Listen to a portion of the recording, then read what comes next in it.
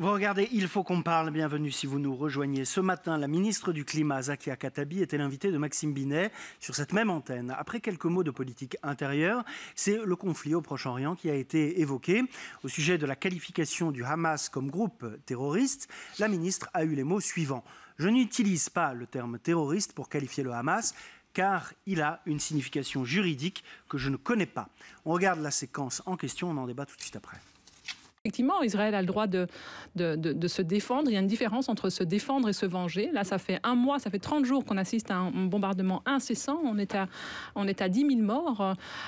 Et donc, oui, selon on ne Hamas. peut pas rester... Oui. On ne peut, oui, mais à ce train-là... Enfin, voilà. Oui. Mais donc, alors, les milliers de morts israéliens... Enfin, je veux dire, à vous ce train-là... comparez le Hamas à État...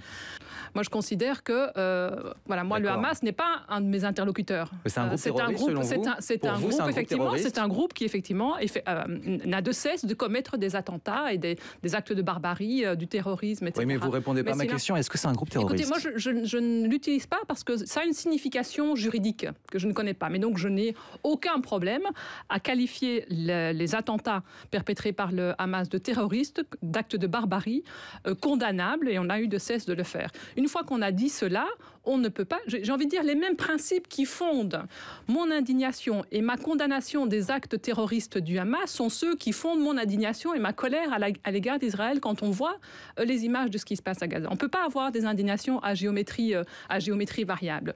Et donc aujourd'hui, dire cela, ce n'est pas défendre le Hamas, c'est dénoncer la violence dans la région dont les seules victimes aujourd'hui sont les Gazaouis. Et par ailleurs, la Cisjordanie dont on se demande... Je mets sur le pied d'égalité les victimes israéliennes et les victimes palestiniennes. Écoutez, ce débat-là n'intéresse personne.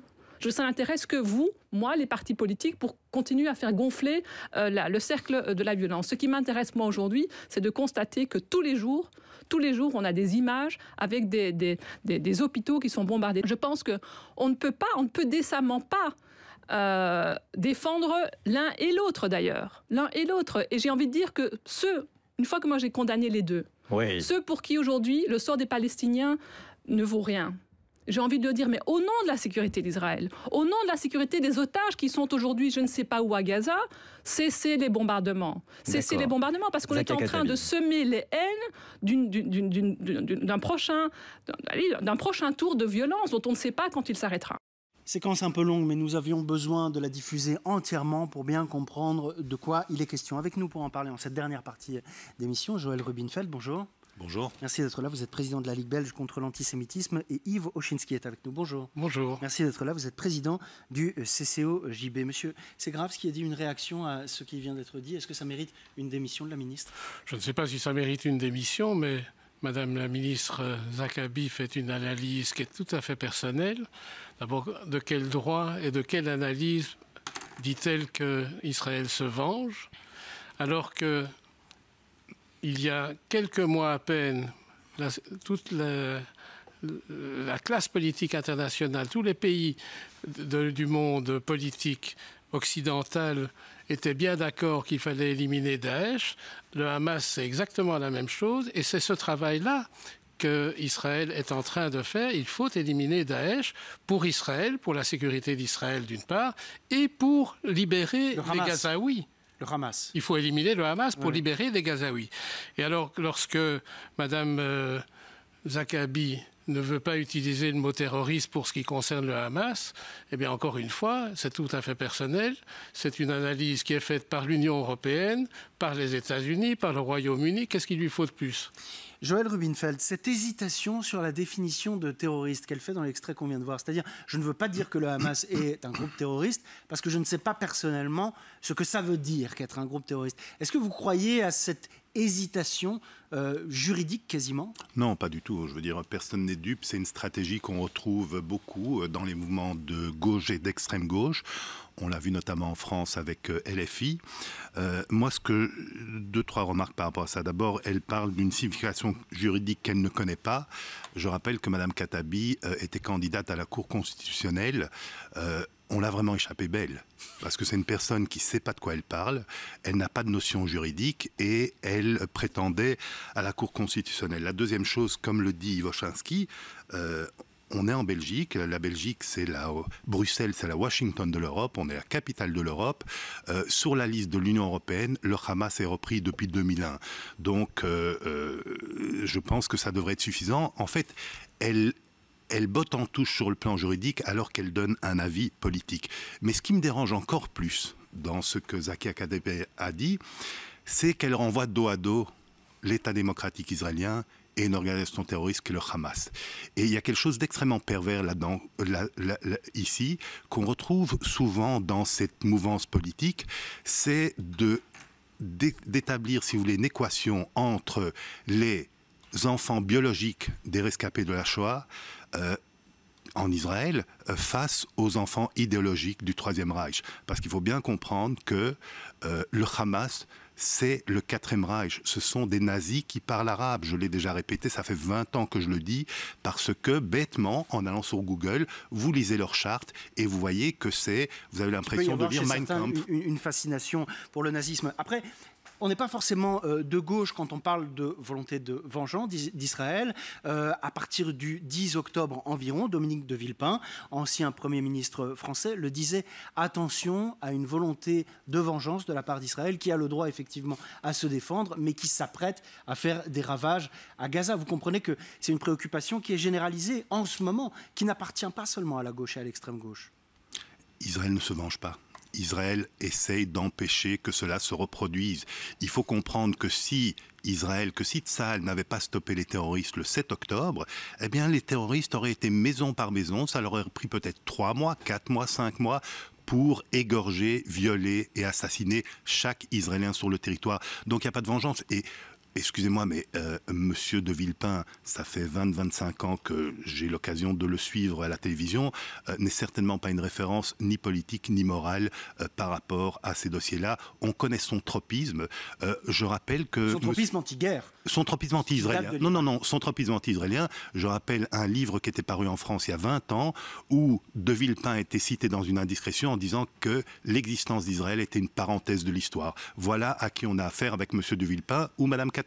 Cela étant dit, Gauvin dos Santos, vous avez été en contact aujourd'hui avec le cabinet de la ministre, histoire de percevoir une réaction après ce qui était peut-être une gaffe, on ne sait pas. Est-ce que vous avez eu confirmation? Oui, elle est revenue sur ses propos.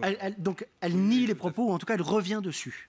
Non, c'est-à-dire qu'elle a changé de discours. Finalement, elle a consulté la décision de la CJ, de la Cour de justice de l'Union européenne, et elle a déclaré que finalement, oui, elle considérait le Hamas comme une organisation terroriste. Elle a dit qu'elle se ralliait au positionnement de l'Union européenne. Et voilà, ce qui était par contre un peu particulier, c'est que la position du gouvernement fédéral était claire. Sur la position du gouvernement fédéral a toujours été de condamner le Hamas et de considérer le Hamas comme une organisation terroriste. Et donc, si on peut entendre ou pas qu'elle ne connaisse pas la position de la CJUE, elle devrait quand même connaître la position de son gouvernement. Et c'est ça qui est un peu étrange. Alors, est-ce que ça justifie une démission? Est-ce que ça justifie tout ce qu'elle est en train de vivre? Parce que je dois quand même reconnaître, ça doit pas être facile le moment qu'elle est en train de passer. Mais c'est quand même curieux de ne pas connaître la position de son gouvernement. C'est quand même étrange de la part d'une ministre. Toute considération retenue. Ouais. Jean Kitenge, pendant que Gauvin dos Santos parlait, on a vu défiler les tout récents posts sur Facebook de Zakia Katabi. On sent bien qu'elle s'adresse souvent à une communauté qui est la sienne, qui est celle dont elle porte la voix aussi au niveau fédéral. Et pourquoi pas? Mais selon vous, est-ce que c'est ça qui explique cette hésitation ce matin au micro de Maxime Binet, ou est-ce que c'est une non-connaissance inquiétante également du droit, ce que semblent dire ses conseillers aujourd'hui à Gauvin dos Santos? Moi je pense que c'est un peu des deux. Je pense qu'il y a l'entretien d'un double discours et surtout en fait une méconnaissance, un peu comme la LFI quand on voit Mathilde Panot ne pas vouloir dire que le Hamas est une organisation terroriste. La parlementaire française de la LFI, de la France insoumise, qui n'a pas voulu répondre à la même question. La gauche belge se mélenchonise et a remarqué qu'en France, le PS et Europe Écologie Les Verts ne prennent pas et en fait ça veut dire quoi se mélenchoniser selon vous sur ce thème-là précisément? Concrètement, peut-être pas Mélenchon, mais en l'occurrence son groupe, ils se sont illustrés de par leur amateurisme, je trouve, sur le sujet. Et typiquement, il y a une forme de mauvaise foi crasse qui a été présente de par certains députés. Alors je tiens quand même à m'exprimer là-dessus. je pense que ce qu'elle aurait dû dire, c'est qu'en effet, le Hamas est une organisation terroriste. Ça, c'est clair et net.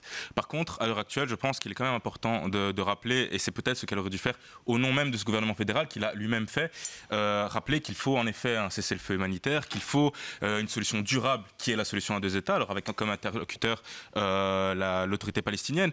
Je pense qu'elle a raison.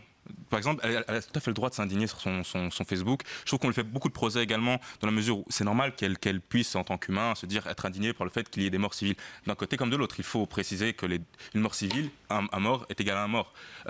Et elle a raison, d'une certaine manière, de préciser son désarroi face à cela. Parce que j'entendais ce que vous disiez plutôt sur le fait de vouloir empêcher que cela arrive encore et surtout détruire le Hamas. Je tiens à dire une chose, c'est que le Hamas, ses dirigeants ne se trouvent pas à Gaza. Et donc l'attaque qui va être menée, ils sont pour la plupart ailleurs, et l'attaque qui va être menée, évidemment, engage des pertes civiles. Et donc, même si la volonté est d'éradiquer celui-ci, si on veut une solution durable, c'est par la solution à 2 États. Maintenant, encore une fois, ce qui est malheureux, c'est de voir une scène comme ça, alors qu'après, en off, quelque part, elle va repréciser son propos parce qu'évidemment, elle se rend compte qu'elle a été peut-être un peu trop loin.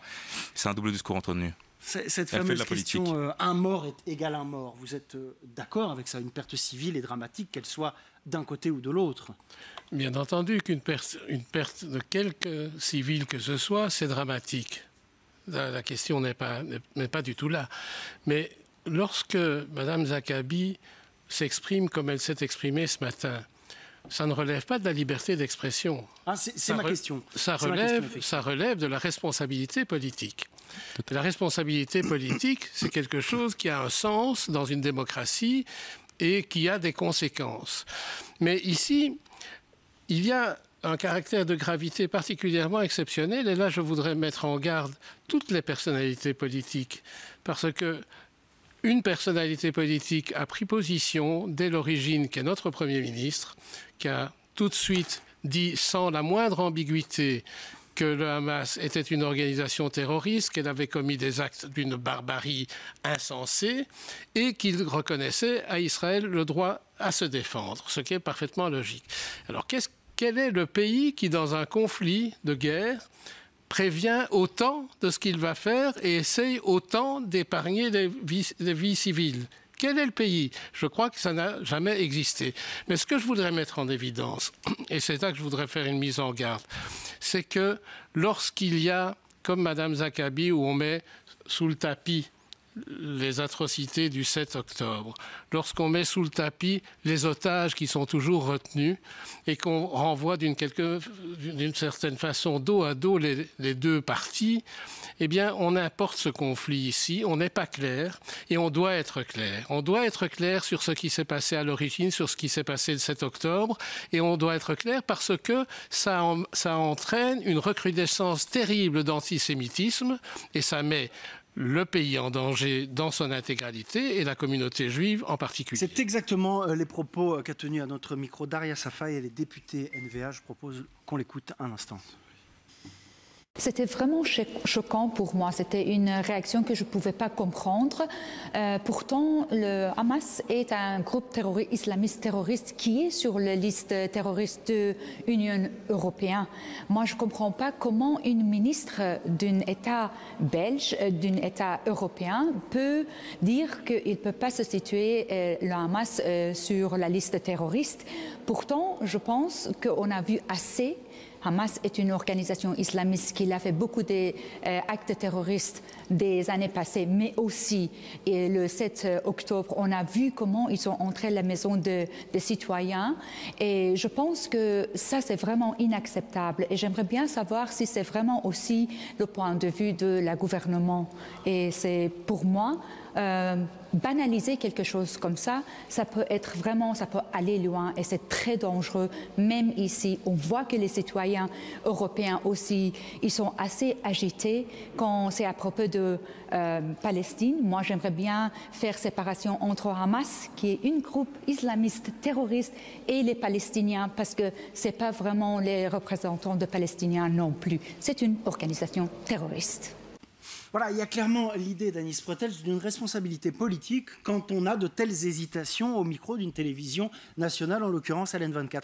Vous êtes d'accord avec cette idée qu'il y a eu une faute aussi politique du coup? Je considère que cette déclaration de ce matin est d'une rare médiocrité et d'une totale hypocrisie, parce que essayer de dire qu'on ne peut pas affirmer que le Hamas est une organisation terroriste parce qu'on ne connaît pas la définition juridique du terrorisme, c'est carrément ridicule.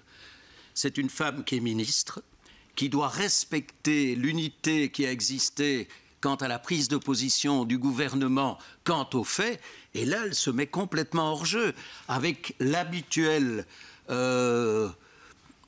propos dans la matinée. Oui, mais en réalité, on a mal interprété ou ce n'est pas ce que j'ai voulu dire. Je trouve ça dramatique d'avoir des ministres qui font des déclarations aussi maladroites que celle-là et qui se croient obligés 2 heures plus tard de dire « c'est pas exactement cela que j'ai voulu dire ». Alors, est-ce qu'elle doit démissionner? C'est un autre débat, mais en tout cas, c'était d'une rare médiocrité. Joël Rubinfeld, c'est vrai que cette scène, c'est exactement la même que la députée française Mathilde Panot il y a un mois, qui, avec la même maladresse, ne souhaitait pas dire cette phrase « le Hamas est une organisation terroriste ». On pourrait se demander alors qu'est-ce que ça veut dire que se mélanchoniser? C'est peut-être la dernière question que je vous poserai. Oui, Jean tout à l'heure parlait de ce phénomène, cette mélanchonisation. Je pense qu'on peut la définir très simplement. La mélanchonisation, c'est faire de l'antisémitisme dans la langue des droits de l'homme. C'est de cela qu'il s'agit.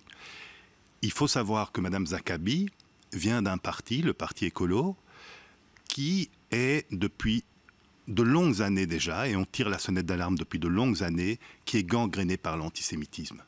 De haut en bas, on a au moins 10, 20 exemples qui, chacun de ces exemples permettrait soit d'intenter une action, mais aussi de prendre des mesures politiques par rapport à ça. Quand on parle du fait est-ce que Mme Zakabi doit démissionner ou pas, moi je pense bien évidemment qu'elle doit démissionner, pour une simple raison. Et je vais reprendre leur lexique, le petit livre rouge de Mao Tse-tung, qui disait « En punir un pour en éduquer 100 ».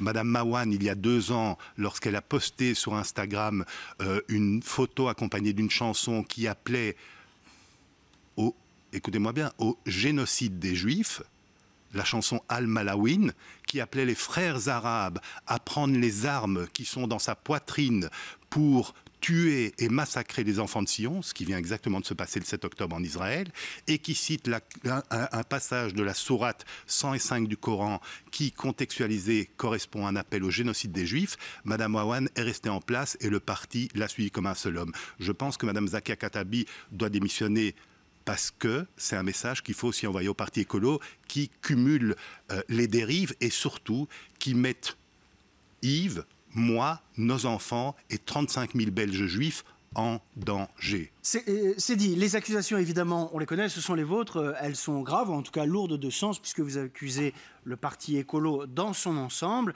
d'être antisémite. Ça n'est pas rien, évidemment, ce sont des propos qui vous appartiennent. C'est très dur vis-à-vis de ce parti. On va au moins rétablir une chose vis-à-vis de Zakia Khattabi, c'est qu'elle s'appelle Zakia Khattabi et pas Zatabi. Merci à vous, messieurs, d'être venus sur ce plateau. Merci à nos débatteurs du jour. C'est tout pour aujourd'hui. Merci aussi à Guy Vermersch à l'édition. Tout de suite, c'est Premier sur l'info. Nicolas Pipin vous donne les dernières infos avant tout le monde. Moi, je vous retrouve demain en pleine forme. Et d'ici là, portez-vous bien.